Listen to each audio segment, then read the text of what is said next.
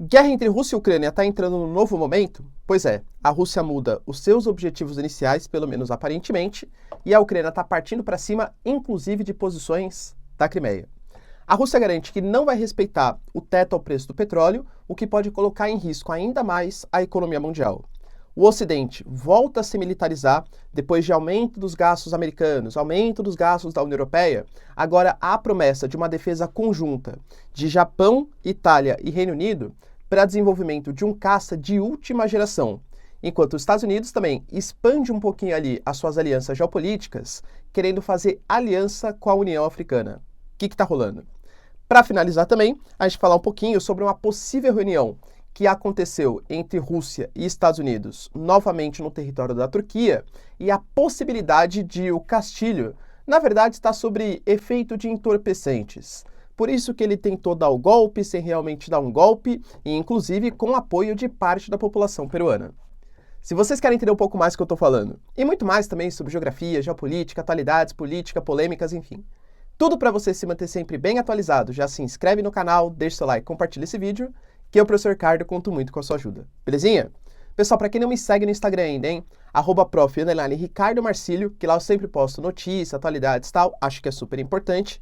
E caso você queira fazer uma contribuição aqui para o canal, seja membro, isso ajuda bastante, ou faça algum tipo de contribuição também, sensacional. Ah, galera, só seu like, seu engajamento também já tá mais que ótimo. Tamo junto? Então, ó, bora lá pro vídeo. Primeira notícia aí que acho que é bem relevante, acerca talvez da mudança de paradigma do que significa essa guerra para a Rússia. É muito difícil porque a Rússia, ela começou com um objetivo, ela mudou durante o conflito, parecia que ia mudar ainda mais da metade para o final, e depois, agora recentemente, pós o contra-ataque dos ucranianos, tá voltando porque parece ser uma mescla entre objetivo inicial e objetivo médio, assim, digamos. Professor, como assim? Inicialmente, a Rússia garantia que ela estava fazendo uma operação, lembra, não posso falar no YouTube, né, zificação do território da Ucrânia, tá? E isso realmente existia, por exemplo, o Batalhão Azov, em Mariupol, tal, beleza? Então, aquela regiãozinha de Donbás, que segundo a Rússia, os ucranianos atacam desrespeitando os direitos humanos, áreas de moradia, infraestrutura, tal. E a região de Mariupol, onde tinha a influência desses grupos, até vai, não estou justificando, claro, para mim qualquer invasão é errada, tá? Mas do discurso da Rússia, aparentemente fazia sentido. Depois a Rússia foi lá, expandiu para a região de Kherson e fez um corredor até a região da Crimeia. E, cara, tem gente que fala que a Rússia queria, inclusive, até conectar ao ponto da Transnistria, que é a região separatista da Moldávia, que gosta um pouco mais ali dos russos, né? Isso, pelo menos, quem garante isso, né, o Dugin, né, que é alguns dizem que é o ideólogo aí do Putin. Com os recentes avanços que a Ucrânia vem fazendo nos conflitos, com o sistema HIMARS, doado pelos Estados Unidos, inclusive, segundo denúncias aí, os Estados Unidos ele até modificou um pouco as armas e as munições para que elas tivessem um alcance menor e não conseguissem atacar posições nos Estados Unidos, a Ucrânia está conseguindo retomar algumas áreas importantes.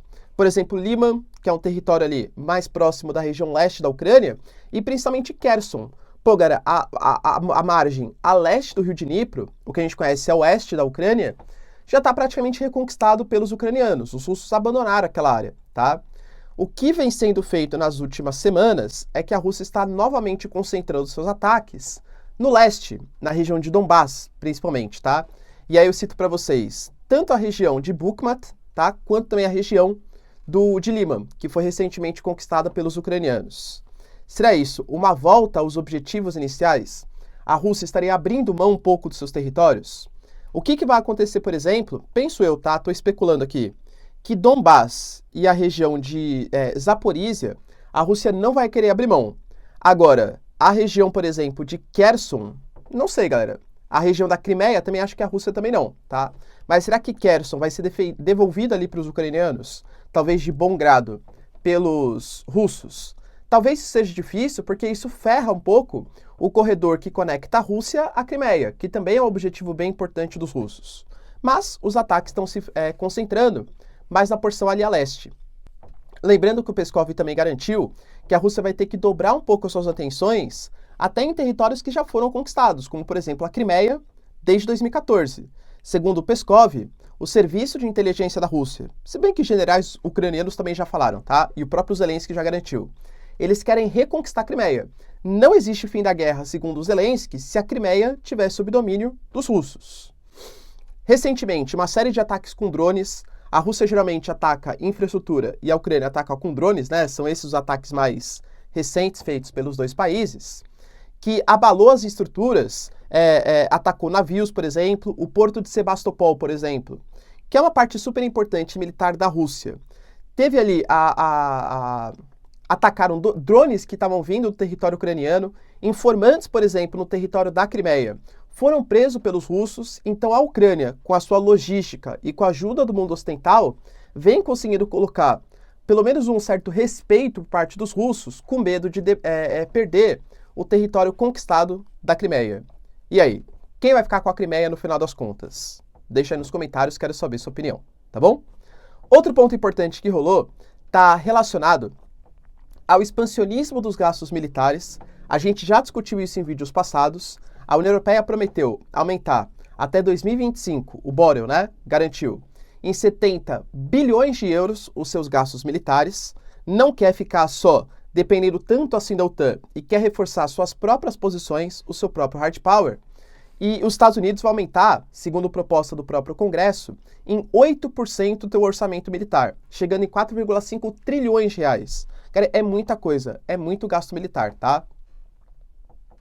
E hoje foi divulgado também, porque os Estados Unidos recentemente apresentou uma tecnologia ali de voo, uma das mais modernas do mundo, com certeza a mais moderna do mundo. E agora foi recentemente apresentado uma proposta de Japão, Itália e Reino Unido de desenvolver o chamado caça Tempest, isso para 2035, que seria um caça invisível a radares, com tecnologias extremamente modernas. A gente está falando de uma aliança de países como, por exemplo, o Japão, que tinham como proposta dentro da sua própria Constituição a não militarização do seu país, pelo menos não para ataque. Só que o Japão está numa situação complicada geopoliticamente falando. Depende muito do exército dos Estados Unidos para fazer exercícios militares, repasso de armamentos e tal. E se a gente for pegar geopoliticamente falando, o Japão está cercado pela Rússia, que tem disputas históricas, Ilhas Kurilas, por exemplo, e que, aliás, é um dos países que mais vem fazendo sanções contra os russos. Está próximo da Coreia do Norte, que constantemente faz testes nucleares e tal, ou passando pela sua zona econômica exclusiva, ou muito próximo da sua área de fronteira, e a China, que também é outro país que tem conflitos históricos com os japoneses. Então, o Japão, até depois da morte do Shinzo Abe, agora o Fumio Kishida, ele vem expandindo seus gastos militares e vai desenvolver caças de última geração. É uma mudança na geopolítica, pessoal, muito significativa. Essa guerra entre Rússia e Ucrânia, mais ainda importante que a própria questão dos ucranianos, dos russos, é na novíssima ordem mundial, a volta da militarização, a volta de dois blocos mais importantes no mundo, o bloco russo e chinês, né? E o bloco mais mundo ocidental aí, que com certeza o Japão é muito mais aliado. E os Estados Unidos não fica para trás. Além desse expansionismo de gastos militares, os Estados Unidos fez ali a proposta para fazer com que a União Africana, que hoje conta com 55 membros, também faça parte do G20, ou seja, aquele grupo de países desenvolvidos e emergentes que discutem os rumos da economia mundial, tá? Nossa, professor, mas pode um grupo fazer parte do G20? Pode. A União Europeia, por exemplo, ela participa como um grupo, tá? E a África como um todo também participaria dessa maneira. Por que os Estados Unidos quer tanto agradar assim os africanos? Pessoal, todo movimento ali no xadrez geopolítico, ele tem uma intencionalidade que pode estar na segunda, na terceira, na quarta jogada. A China, ela com certeza, principalmente desde a década de 90, é o país, é a região que mais investe na África. A China e a África não é qualquer coisa, não. A África tem um mercado consumidor potencial gigantesco. A África tem muitos recursos minerais, combustível fóssil, mineral metálico. Só que a África não tem tanta infraestrutura. Dinheiro para investir em infraestrutura, portos, aeroportos e tal. Tanto, por exemplo, que o Road and Belt, o cinturão, a nova rota da seda, por exemplo, dos chineses, investe muito na África. E aí, nos países africanos, cria uma situação de dívida, de dependência, às vezes até mesmo a instalação de bases militares chinesas em território africano. É óbvio que a China não faz isso só porque ela é boazinha. Ela está atrás também de matéria-prima barata e de influência geopolítica e influência econômica em países que tendem a crescer nos próximos anos. É fato, pessoal, a África, muito possivelmente nas próximas décadas, vai ser alvo de ainda mais investimentos, até pelos próprios recursos que os africanos têm. E os Estados Unidos, não querendo ficar para trás dessa história, vai querer também se aproximar um pouco dos africanos. E aí, será que dá tempo ainda para os Estados Unidos? Sei não, hein, pessoal? Putin anuncia que vai estabelecer, que na verdade não vai respeitar o teto ao preço estabelecido ali pelo G7 ao petróleo. O G7 ele estabeleceu um teto de $60 ao petróleo que é comercializado pelos russos, alegando que as sanções que eram praticadas à Rússia prejudicavam a Rússia, claro, mas prejudicava toda a economia mundial, porque se a Rússia é sancionada, sobe o preço do combustível, todo mundo sofre com isso. Cara, convenhamos, né? Europa com inflação, Estados Unidos com a inflação, precisava achar uma outra solução para dar conta de punir os russos. E estabeleceu-se que qualquer país que não compre petróleo da Rússia a no máximo $60 não vai ter transporte e não vai ter seguro para ser feita essa comercialização. E estima-se que isso afetaria cerca de 95% do frete que hoje é praticado pelos russos. A Rússia garante que já sabia que isso ia acontecer e desenvolveu sistemas próprios de seguro e de frete com a Índia, com a China e tal, então não vai sofrer tanto assim. Mas o Putin aparentemente sentiu o golpe, né? Claro que sente, cara, é bastante importante. E falou, por exemplo, que não vai respeitar esse limite, esse teto ao preço do petróleo. Então vai vender a mais de $60 e dane-se. E se isso acontecer, se os países não quiserem comercializar por conta da Rússia, a Rússia cogita até quebrar o acordo que fez com a OPEP+, que é a OPEP mais a Rússia, e reduzir a sua produção de petróleo para aumentar o preço dessa commodity. Ou seja, vocês estão ferrando comigo? Eu vou ferrar com vocês também. Eu vou ferrar também o mundo ocidental. Ou seja, as próximas semanas, os próximos meses, talvez, vão ser meses com certeza, de complicações geopolíticas em relação ao preço da energia.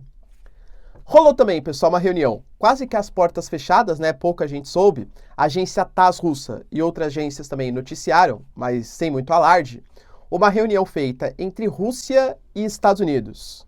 Sério, professor, uma reunião pelo fim da guerra? Infelizmente, pelo que as duas equipes falaram, não, tá? Foi muito mais discutido coisas geopolíticas de pequena intensidade, assim, que não tem a ver com a guerra no mundo, né? Por exemplo, com esse monte de sanção que a Rússia vem sofrendo, é óbvio, por exemplo, que embaixadores têm dificuldade de entrar em outros países, ativos foram congelados, embaixadas foram fechadas, agências não estão funcionando plenamente. Então, essa reunião, que novamente aconteceu na Turquia, já tinha acontecido uma no dia 14 de novembro em Ankara, também na Turquia, e novamente na Turquia, foi muito mais para discutir essas questões burocráticas, porque isso acaba afetando também pontos importantes geopolíticos internacionais. Vou dar um exemplo só para vocês. O Acordo START. O Acordo START, que é mais ou menos um acordo de fiscalização mútua das armas nucleares americanas e das armas nucleares russas, ele não está em pleno funcionamento agora, porque os russos têm dificuldade, por exemplo, de adentrar o território americano. E a mesma coisa por parte da Rússia, entende? Então isso dificulta a fiscalização, isso dificulta, por exemplo, o estabelecimento, e a gente está falando de dois dos países mais importantes da geopolítica internacional. Então, aparentemente, essa reunião, ela não foi para falar sobre o conflito, e sim para parar algumas arestas relacionadas a casos de embaixadas, funcionamentos e fiscalização de acordos internacionais. E para finalizar o nosso vídeo, só para vocês verem como a geopolítica ela é de fato complexa, né? A gente teve, inclusive gravei um vídeo para vocês sobre o assunto, o golpe e depois o contragolpe do Congresso contra o Castilho. E aparentemente, por exemplo, a gente vê aqui no Brasil, galera, o cara tentou dar um golpe, mal sucedido, não tinha apoio de ninguém, nem as Forças Armadas, nem o Parlamento e tal. Entenda que mesmo que seja uma pequena minoria, existem pessoas, por exemplo, no Peru, que estão considerando que isso foi um golpe contra o Castilho, porque estava previsto na Constituição a possibilidade de fechar o Congresso e que nunca deixaram o Castilho governar porque ele era um cara de esquerda. Entende, pessoal, que em qualquer um dos países vai existir aquela parte que defende mais o cara de esquerda, que ele está sendo injustiçado, ou que não, a esquerda está ruim, mesma coisa a direita e tal. A sociedade ela é complexa. É muito difícil falar, o povo peruano não apoiava o Castilho. Qual povo? Uma minoria apoiava, percebe? É claro que é uma minoria, tá? Eu, Ricardo, minha opinião, acho que foi sim um golpe que ele tentou dar. Mas existem pessoas que não defendem isso, entendo. Inclusive, com a possibilidade, e aliás ele já está preso, com a possibilidade de prisão perpétua, o seu advogado de defesa garantiu que, na verdade, o Pedro Castilho estava sob efeito de entorpecentes. Ele tinha tomado ali alguma coisinha, uma bebida tal, e aí obrigaram ele a ler aquele pronunciamento. E aí, pessoal, você acredita nessa narrativa? Ou foi mal, hein? Tava bêbado? Por isso que eu dei o golpe, hein? Desculpa, tava bêbado. E aí, pessoal, vocês acreditam nessa narrativa? Deixa aí nos comentários, quero saber sua opinião. No mais, se vocês curtiram o vídeo, tamo junto, beijos, abraços e tchau, tchau.